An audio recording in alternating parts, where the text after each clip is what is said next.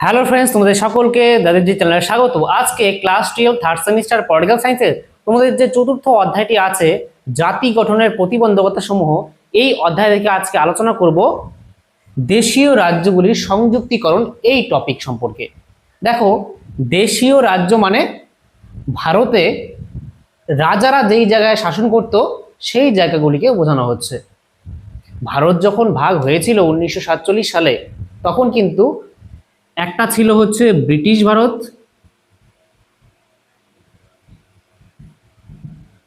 আর একটা ছিল হচ্ছে দেশীয় রাজ্য। তাহলে যখন ভারত ভাগ হয়, অর্থাৎ ভারত এবং পাকিস্তান নামে দুটি রাষ্ট্র গঠিত হয়, তখন কিন্তু ব্রিটিশ ভারতেরই ভাগ হয়েছিল শুধুমাত্র। এই দেশীয় রাজ্যের কিন্তু ভাগ হয়নি। দেশীয় রাজ্য অর্থাৎ প্রিন্সলি স্টেট, আর ব্রিটিশ ভারত অর্থাৎ ব্রিটিশ ইন্ডিয়া। আমি তোমাদেরকে একটা ম্যাপ দেখাচ্ছি, তোমরা স্ক্রিনের মধ্যে দেখো যে গোলাপি কালারের, পিঙ্ক কালারের যে জায়গাগুলি আছে সেগুলি ছিল হচ্ছে দেশীয় রাজ্য অর্থাৎ প্রিন্সলি স্টেট। সেই জায়গায় রাজারা শাসন করত, তার কিন্তু ভাগ হয়নি। আর যে হলুদ রঙের যে দেখতে পাচ্ছ জায়গাগুলি, সেটা ছিল ব্রিটিশ ভারত, আর সেটারই কিন্তু ভাগ হয়েছিল সেই অঞ্চলগুলির। বুঝতে পারলে? তাহলে এই যে দেশীয় রাজ্যগুলি ছিল, সেই দেশীয় রাজ্যগুলি কিভাবে ভারতের সঙ্গে সংযুক্তিকরণ হয় তা তোমাদের সিলেবাসে আছে। টোটাল 3টি দেশীয় রাজ্য আছে যেটা তোমাদের এই অধ্যায়ে পড়তে হবে। একটা হচ্ছে জম্মু ও কাশ্মীর, একটা হায়দ্রাবাদ, একটা মণিপুর। তাহলে এই 3টি দেশীয় রাজ্য কিভাবে যুক্ত হয় ভারতের সঙ্গে সেটা আলোচনা করব। আর আজকে শুধুমাত্র জম্মু ও কাশ্মীর কিভাবে যুক্ত হয় ভারতের সঙ্গে সেটা আলোচনা করব। আর নেক্সট ক্লাসে আমরা হায়দ্রাবাদ আর মণিপুর সম্পর্কে আলোচনা করব। তাহলে আশা করি তোমরা এটা বুঝতে পারলে যে দেশীয় রাজ্য কোনটাকে বলা হয় আর ব্রিটিশ ভারত কোনটাকে বলা হয়। তাহলে পরীক্ষায় যদি আসে যে ব্রিটিশ ভারতের কি ভাগ হয়েছিল, বলবে হ্যাঁ। আর দেশীয় রাজ্যের কি ভাগ হয়েছিল? না, দেশীয় রাজ্যের কিন্তু ভাগ হয়নি। দেশীয় রাজ্যগুলিকে 3টি শর্ত দেওয়া হয়, ঠিক আছে? মাউন্ট ব্যাটেন প্ল্যানের দ্বারা বলা হয় এই দেশীয় রাজ্যগুলিকে যে তোমরা ইচ্ছা করলে ভারতের সঙ্গে যুক্ত হতে পারো, অথবা তোমরা পাকিস্তানের সঙ্গে যুক্ত হতে পারো, অথবা ইন্ডিপেন্ডেন্ট থাকতে পারো। তাহলে অনেক এমন দেশীয় রাজ্য ছিল, যেই দেশীয় রাজ্যের যে রাজা ছিল তারা আর কি চাইল না যে তারা কোনো রাষ্ট্রে যুক্ত হবে, তারা ভারতের সঙ্গে যুক্ত হবে না, পাকিস্তানের সঙ্গে যুক্ত হবে না, তারা নিজেরা স্বাধীনভাবে তারা নিজের রাজ্য চালাবে।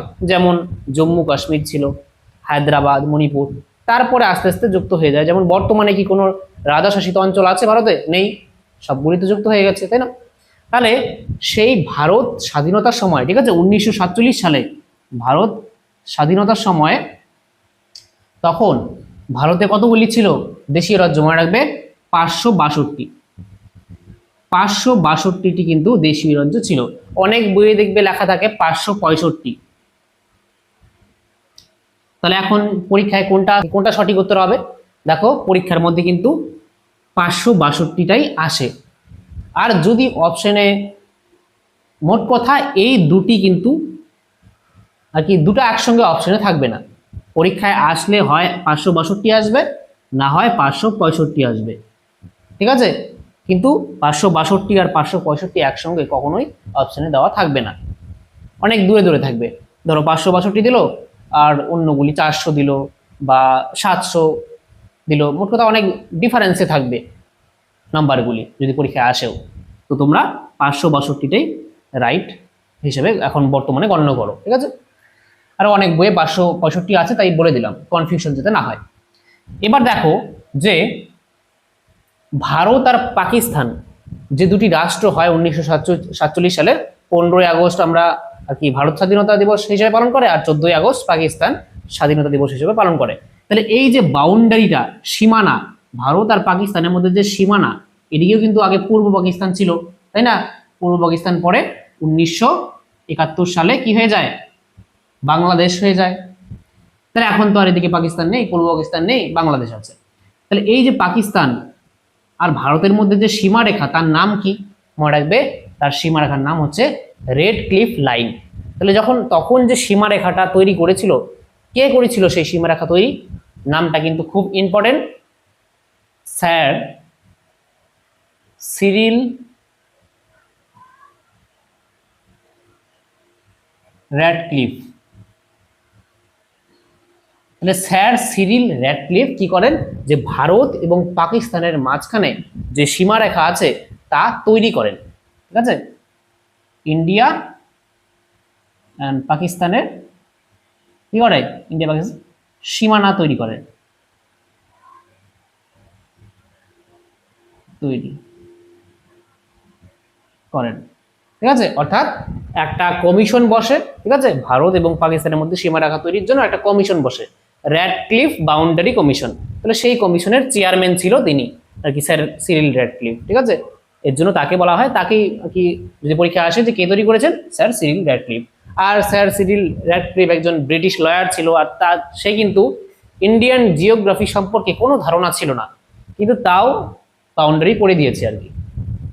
আচ্ছা, এবার আরেকটা কোশ্চেন আসে যে ক্যাবিনেট মিশন, একটা ক্যাবিনেট মিশন এসেছিল ভারতে কবে, 1946 সালে। ভেরি ভেরি ইম্পর্টেন্ট, পরীক্ষায় কিন্তু আসে, কি আসে, যেই সালটা আসে, যে ক্যাবিনেট মিশন ভারতে কত সালে আসে, মনে রাখবে 1946 সালে আসে। আর এই ক্যাবিনেট মিশনের দ্বারা কি করা হয়, ক্যাবিনেট মিশন আসলে ব্রিটিশ থেকে ভারতে আর কি তিনজন ব্যক্তি আসে আর কি, তিনজন ব্যক্তি আসে। সেই তিনজন ব্যক্তির নাম মনে রাখবে, যে একজন হচ্ছে লর্ড প্যাথিক লরেন্স, তারপর হচ্ছে স্ট্যাফোর্ড ক্রিপস,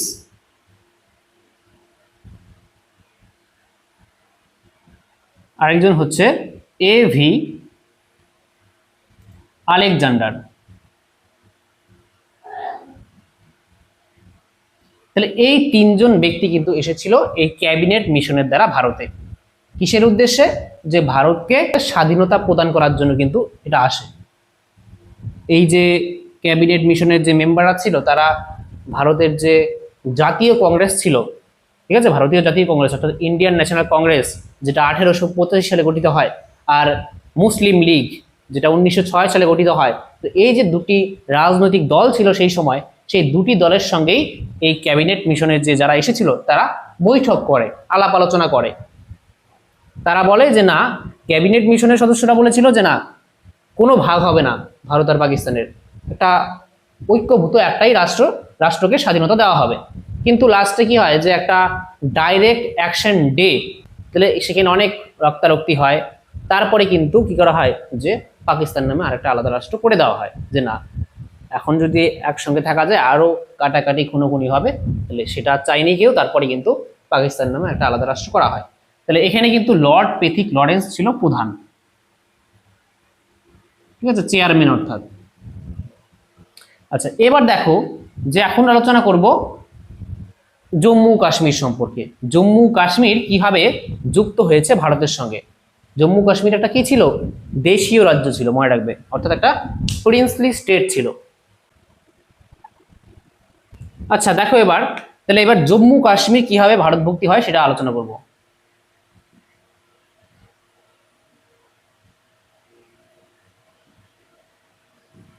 ঠিক আছে, এই যে জম্মু কাশ্মীর, এটা কোথায় আছে, তোমরা যদি ম্যাপে দেখো, তাহলে এই যে এই জায়গাটা ছিল আগে জম্মু কাশ্মীর।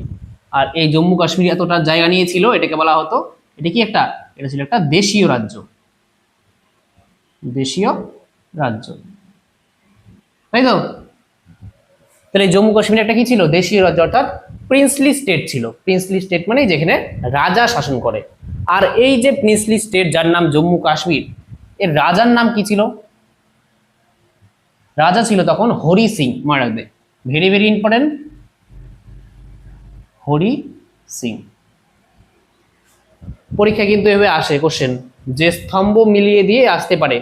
এবছর এসেছিল স্তম্ভ মেলানো, সেখানে আমি আলোচনা করব যে এক পাশে দিয়ে দেবে দেশীয় রাজ্যের নাম, আর এক পাশে দেওয়া থাকবে সেই দেশীয় রাজ্যের রাজার নাম। যেমন জম্মু কাশ্মীর, তার রাজার নাম কি হবে, তারপরে মণিপুর, তার রাজা কে ছিল, হায়দ্রাবাদ, তার রাজা কে ছিল। ঠিক আছে, তিনটা দেশীয় রাজ্য, তিনটা ভারতে যুক্ত হয়, আর তিনটারই রাজা তখন কে ছিল তার নাম কিন্তু মনে রাখতেই হবে, মোস্ট ইম্পর্টেন্ট। তাহলে জম্মু কাশ্মীরের রাজা ছিল হরি সিং। আমি বলে দিচ্ছি, এমন এখানে ছিল হায়দ্রাবাদ, আর এখানে আছে মণিপুর, এই তিনটা যুক্ত হয়।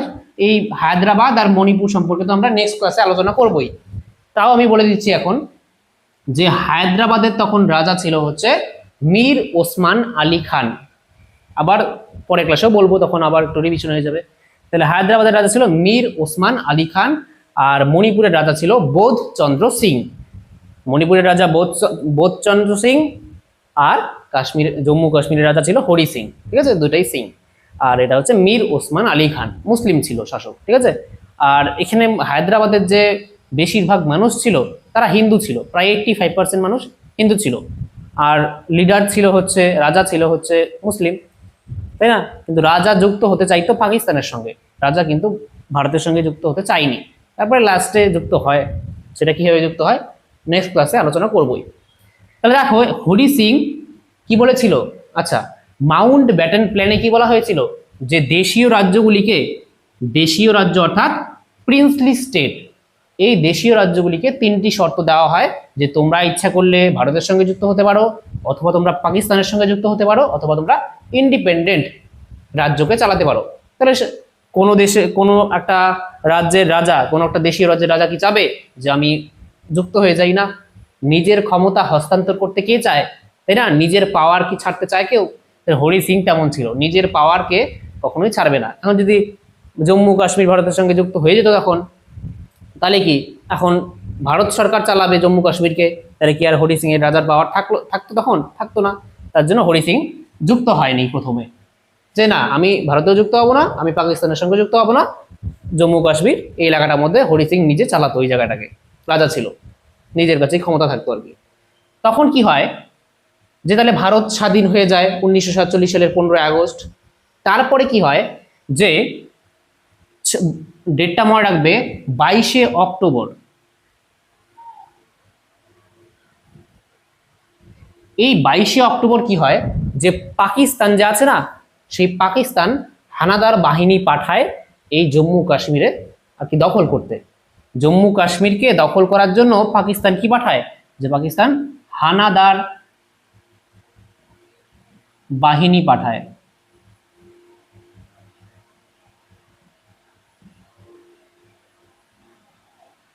পাকিস্তান, ঠিক আছে। তাহলে হানাদার বাহিনী পাঠায় পাকিস্তান, কোথায় পাঠায়? জম্মু কাশ্মীরে পাঠায়। জম্মু কাশ্মীরকে আর কি, জম্মু কাশ্মীরে লুণ্ঠন চলতে থাকে, মারপিট চলতে থাকে। তখন কিন্তু এই যে রাজা হরি সিং ছিল, তিনি সামাল দিতে পারছিল না পাকিস্তানের এই হানাদার বাহিনীকে, ঠিক আছে। তারপরে কি করে যে হরি সিং যে ছিল রাজা, তিনি তার যে রাজধানী ছিল সেটা ছিল শ্রীনগরে। শ্রীনগর থেকে ছুটে ছুটে আসে ভারতের কাছে। ভারতের তখন প্রথম প্রধানমন্ত্রী কে ছিল? জওহরলাল নেহেরু। তাহলে জওহরলাল নেহেরুর কাছে এসে সাহায্যের জন্য দাবি জানায় আর কি, যে পাকিস্তানের হানাদার বাহিনীরা আমাদের এলাকায় ঢুকে, দেশীয় রাজ্যে ঢুকে কবজা করছে, লুণ্ঠন করছে, অত্যাচার করছে, সাহায্যের জন্য আসলো। এখন ভারতের প্রথম প্রধানমন্ত্রী জওহরলাল নেহেরু, তিনি কেনই বা সাহায্য করবে, তাই না? জম্মু কাশ্মীর তো ভারতের সঙ্গে যুক্ত হতে পারতো, তো যুক্ত হয়নি, আলাদাভাবে থাকতে চেয়েছিল, আবার এখন আবার সাহায্য চাইছে। তো তারপরে হরি সিং এর সামনে একটা প্রস্তাব রাখা হয় যে যদি তুমি ভারত ভক্তির দলিলে স্বাক্ষর করো তাহলেই আমরা তোমাকে সাহায্য করব, না হলে করব না, তাই না? কিসের জন্য সাহায্য করব? তুমি আলাদা থাকতে চেয়েছিলে, আলাদাই থাকো এখন। তারপরে কি হয় যে রাজা হরি সিং তারপরে ভারত ভক্তির দলিলে স্বাক্ষর করে, ঠিক আছে। তাহলে সেটা কবে করে মনে রাখবে, 26শে অক্টোবর। 26শে অক্টোবর জম্মু ও কাশ্মীরের রাজা হরি সিং ভারত ভক্তির দলিলে বা ভারত অন্তর্ভুক্তির দলিলে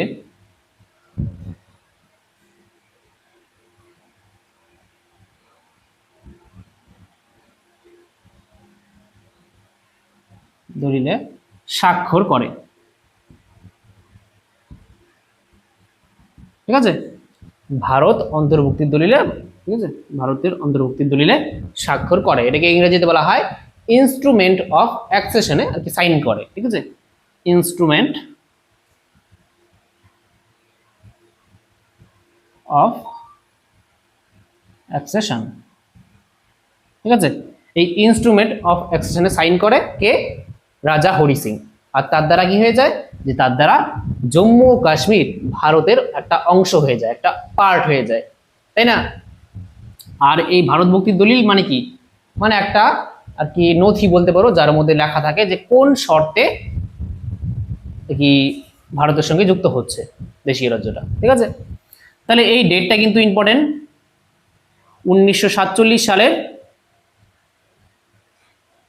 26শে অক্টোবর ভারত মুক্তির দলিলে স্বাক্ষর করে রাজা হরি সিং। এটা পরীক্ষায় যদি কোশ্চেন আসে যে জম্মু কাশ্মীর, ঠিক আছে, জম্মু ও কাশ্মীর যে একটা দেশীয় রাজ্য ছিল, সেই দেশীয় রাজ্যের রাজা হরি সিং কবে ভারত মুক্তির দলিলে স্বাক্ষর করে?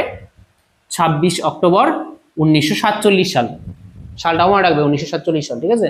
আর কবে হানাদার বাহিনী অ্যাটাক করে জম্মু কাশ্মীরে? 22শে অক্টোবর। এটা না জানলেও হবে, এটা পরীক্ষায় আসে না। এবার দেখো, আচ্ছা তাহলে হানাদার বাহিনী ঢুকে যায়, তারপরে হরি সিংহ স্বাক্ষর করে দেয় এই ইনস্ট্রুমেন্ট অফ অ্যাকশনে। তারপরে ভারতের দিক থেকে, ঠিক আছে, ভারত কি পাঠায়? যে এখানে সৈন্য পাঠায়।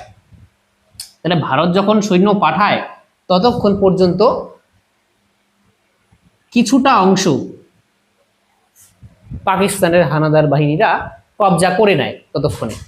তাহলে ভারতের সৈন্যবাহিনীরা গিয়ে শুধুমাত্র পাকিস্তানের, ঠিক আছে, 2/3 অংশ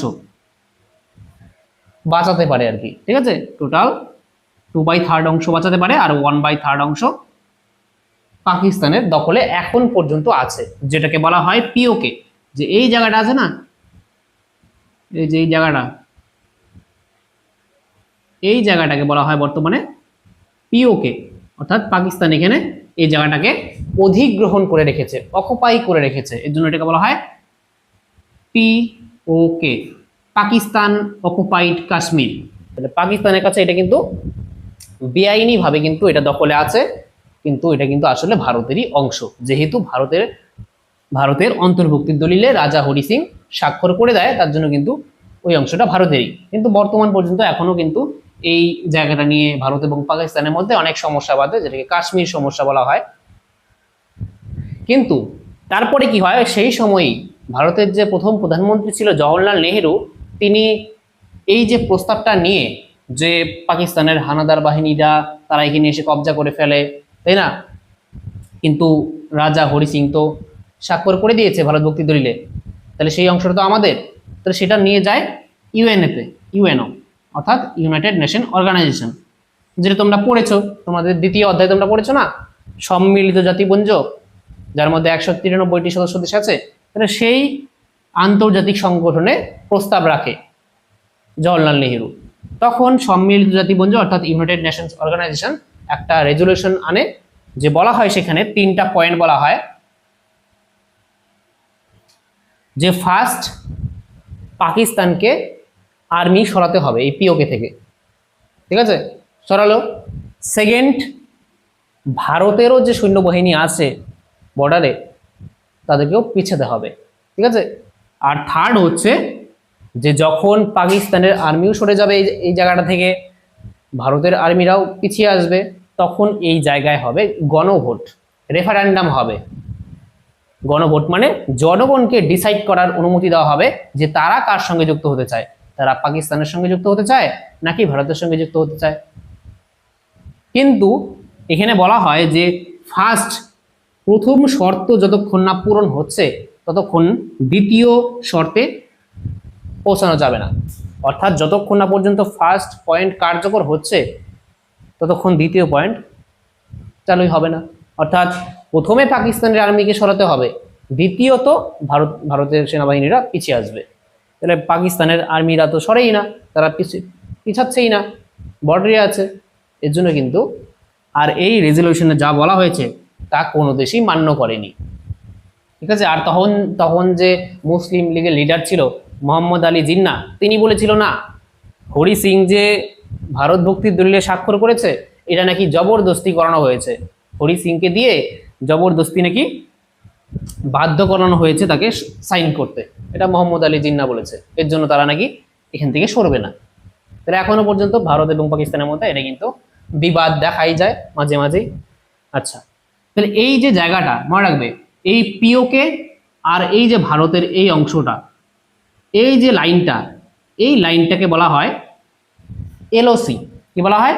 যে এই যে আবার দেখাচ্ছি, এই পিওকে এবং ভারতের মাঝখানে যে এই লাইনটা এতটুকু, এটাকে বলা হয় এলওসি। এলওসি, এলওসির ফুল ফর্ম কি? Line of control. ঠিক আছে, লাইন অফ কন্ট্রোল। তাহলে লাইন অফ কন্ট্রোল বা এলওসি কার কার মধ্যে আছে?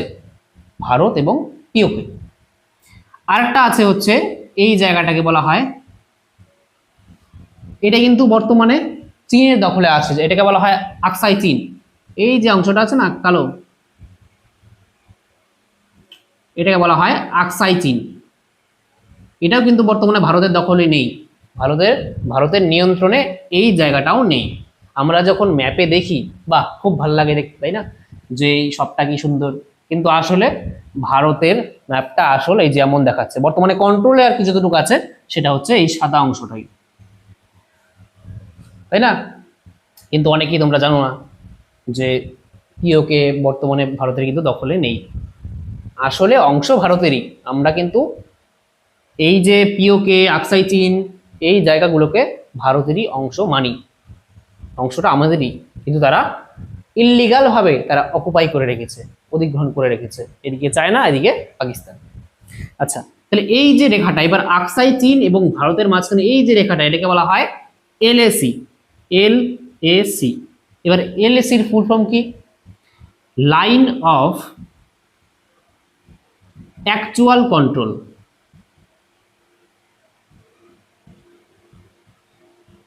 ঠিক আছে, তাহলে এই ফুল ফর্মটাও মনে রাখবে, এলওসি অর্থাৎ লাইন অফ কন্ট্রোল, আর এলএসি অর্থাৎ লাইন অফ অ্যাকচুয়াল কন্ট্রোল। তাহলে পরীক্ষায় যদি আসে যে এলএসি কার কার মধ্যে আছে, আকসাই চীন এবং ভারত, এলওসি পিওকে এবং ভারত।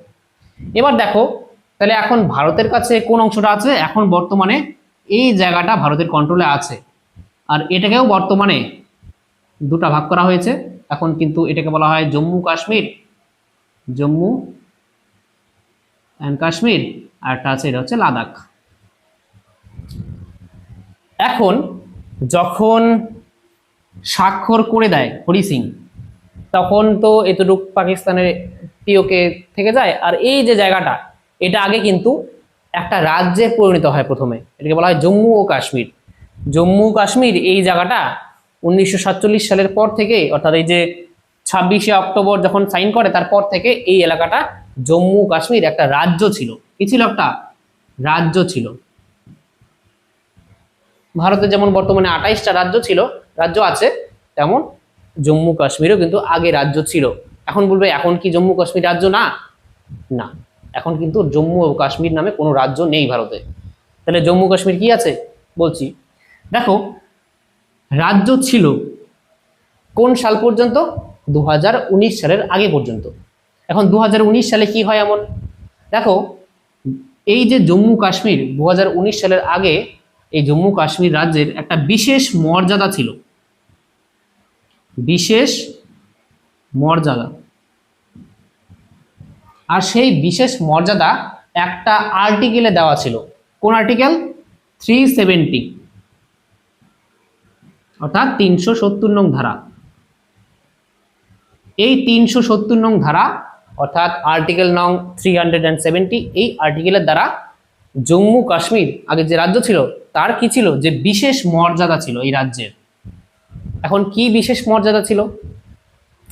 যে কোনো মানুষেরা, যেমন আমি এখন ওয়েস্ট বেঙ্গলে আছি, আলিপুরদুয়ারে আছি, এখন আমি একটা বিহারে অন্য একটা জায়গায় গিয়ে আমি একটা ল্যান্ড কিনে, জমি কিনে সেখানে আমি বসবাস করতে পারবো, তাই না? আমি এখন মহারাষ্ট্রে চলে যাই, সেখানে আমি কিছু জমি কিনে সেখানে বসবাস করতে পারবো, কিন্তু জম্মু কাশ্মীরে গিয়ে আমি কিন্তু ল্যান্ড পারচেস করতে পারবো না। কি নিয়মটা একটু কঠোর, স্ট্রিক্ট।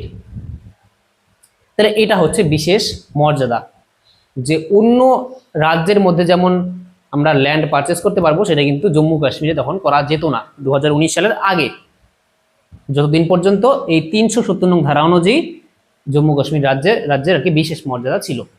বিশেষ মর্যাদার মধ্যে আরেকটা আছে, যেমন আর কি, যেমন ভারতের যে কেন্দ্রীয় আইনসভা আছে তার নাম কি? পার্লামেন্ট। তাহলে ভারতের যে কেন্দ্রীয় আইনসভা পার্লামেন্ট, সেই পার্লামেন্টে যা আইন প্রণয়ন হয় সেটা সারা ভারতের জন্য হয়, সমস্ত রাজ্যে সেটা লাগু হয়। তাহলে এমন কোনো আইন যদি আর কি পার্লামেন্টে পাশ হয় যেটা সমস্ত রাজ্যে লাগু হবে, সেটা কিন্তু জম্মু কাশ্মীরে লাগু হতো না আগে। যতক্ষণ না পর্যন্ত জম্মু কাশ্মীরের যে আইনসভা আছে, বিধানসভা, সেই বিধানসভা যতক্ষণ না অ্যাপ্রুভ করছে ততক্ষণ না পর্যন্ত সেই আইন জম্মু কাশ্মীরে লাগু হতো না।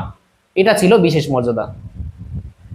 ঠিক আছে, ধরো পার্লামেন্ট কোনো আইন পাশ করলো, তাহলে সেটা পশ্চিমবঙ্গে লাগু হয়ে গেল সেই আইনটা, কিন্তু সেই আইনটা জম্মু কাশ্মীরে আগে চালু হতো না। জম্মু কাশ্মীরের যে আইনসভা আছে, বিধানসভা, সেই জম্মু কাশ্মীরের বিধানসভা যখন সেটাকে অ্যাপ্রুভ করবে আইনটাকে পার্লামেন্টের, তখন সেটা জম্মু কাশ্মীরে লাগু হবে, নাহলে লাগু হবে না। তাহলে এই ল্যান্ড পারচেস করা আর পার্লামেন্টের আইন লাগু হওয়া, এই দুটি কিন্তু কি ছিল? যে বিশেষ মর্যাদা ছিল। তাহলে এই দুটি বিশেষ মর্যাদা কিন্তু বাতিল করা হয়, অর্থাৎ এই 370 নং ধারা অনুযায়ী যে জম্মু কাশ্মীর রাজ্যের বিশেষ মর্যাদা ছিল সেটা বাতিল করা হয় কত সালে? 2019 সালে, মনে রাখবে। তাহলে পরীক্ষায় কিন্তু আসে যে 370 নং ধারা কত সালে বাতিল করা হয়? মনে রাখবে যে 2019 সালে। বোঝা গেল? তাহলে এখানে দেখি কি কোশ্চেন আসতে পারে, যে কত নং ধারা অনুযায়ী জম্মু কাশ্মীরের বিশেষ মর্যাদা ছিল? 370 নং ধারা অনুযায়ী ছিল। কি কি বিশেষ মর্যাদা ছিল আমি বলে দিলাম, এটা পরীক্ষা আসে না যে কি কি বিশেষ মর্যাদা ছিল। 1 নম্বর তো ল্যান্ড পারচেস করতে পারবে না, 2 নম্বর কি পার্লামেন্টে যে আইন প্রণয়ন হবে সেটা সরাসরি লাগু হবে না, যদি সেখানে বিধানসভা, সেখানে আইনসভা যখন অ্যাপ্রুভ করবে তখনই সেটা লাগু হবে। আচ্ছা, এটা গেল। আর কত সালে এই 370 নং আর্টিকেল বাতিল করা হয়? 2019 সালে। এটা মনে হয় 2026-এর পরীক্ষাও এসেছিল। আচ্ছা, এবার এই 370 নং ধারা বাতিল করা হয়, এরপরে এই 2019 সালেই 31শে অক্টোবর,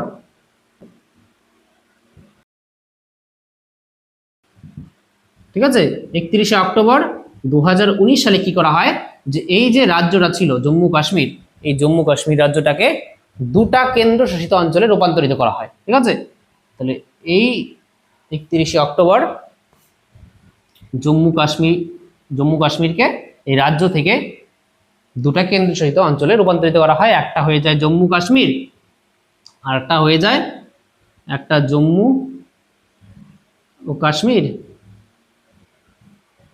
ঠিক আছে, যেটা এই যে এই জায়গাটা হচ্ছে জম্মু কাশ্মীর, এটা একটা কেন্দ্রশাসিত অঞ্চল, আর এই যে দিয়ে আছে এল লিখে দিয়েছি যে এটা হচ্ছে লাদাখ, আর এটা হচ্ছে লাদাখ। তাহলে জম্মু কাশ্মীর এবং লাদাখ এই দুটি কেন্দ্রশাসিত অঞ্চলে রূপান্তরিত করা হয় 2019 সালের 31শে অক্টোবর। আগে ছিল রাজ্য, রাজ্যের বিশেষ মর্যাদা বাতিল করা হয় 370 নং আর্টিকেল বাতিল করার মাধ্যমে, তারপরে কেন্দ্রশাসিত অঞ্চলে রূপান্তরিত করা হয় 31শে অক্টোবর 2019 সালে। এখন একটা এখান থেকে প্রশ্ন আসে যে এই যে দেশীয় রাজ্যগুলি ছিল ভারতে টোটাল 562, তার মধ্যে অনেক বইয়ে 565 লেখা থাকে। আচ্ছা, সেটা গেল, সেটা বলেছি পরীক্ষায় কেমন করে আসলে কেমন করে উত্তর করবে। তাহলে এই যে তিনটি তোমাদের সিলেবাসে আছে এই অধ্যায়ে, জম্মু কাশ্মীর আলোচনা করা হয়ে গেছে, হায়দ্রাবাদ এবং মণিপুর পরের ক্লাসে আলোচনা করব। তাহলে এই যে হায়দ্রাবাদ, মণিপুর, এই যে দেশীয় রাজ্যগুলি ছিল, এই দেশীয় রাজ্যগুলিকে ভারতের সঙ্গে অন্তর্ভুক্তি করার জন্য কোন ব্যক্তিকে দায়িত্ব দেওয়া হয়, বা কোন ব্যক্তি প্রধান আর কি ভূমিকা পালন করেছিল দেশীয় রাজ্যগুলিকে ভারতের সঙ্গে অন্তর্ভুক্তির জন্য? তাহলে নামটা মনে রাখবে, সর্দার বল্লভভাই প্যাটেল। সর্দার বল্লভভাই প্যাটেল।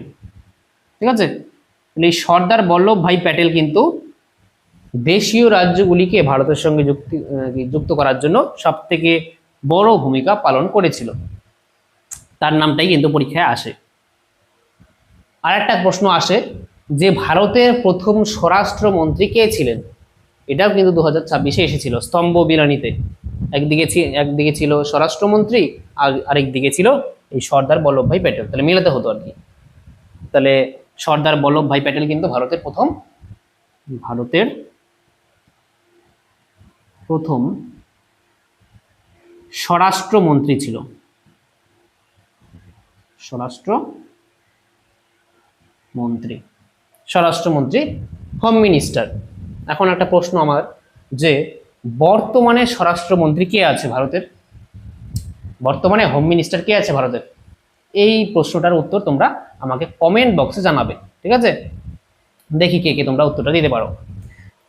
ভারতের প্রথম স্বরাষ্ট্রমন্ত্রী ছিল সর্দার বল্লভভাই প্যাটেল। তাহলে বর্তমানে ভারতের স্বরাষ্ট্রমন্ত্রী কে আর নাম কি তার সেটা লিখবে। হ্যাঁ, আচ্ছা, তাহলে এই ছিল আজকের আলোচনা, জম্মু কাশ্মীর দেশীয় রাজ্যটি কিভাবে ভারতভুক্তি হয়।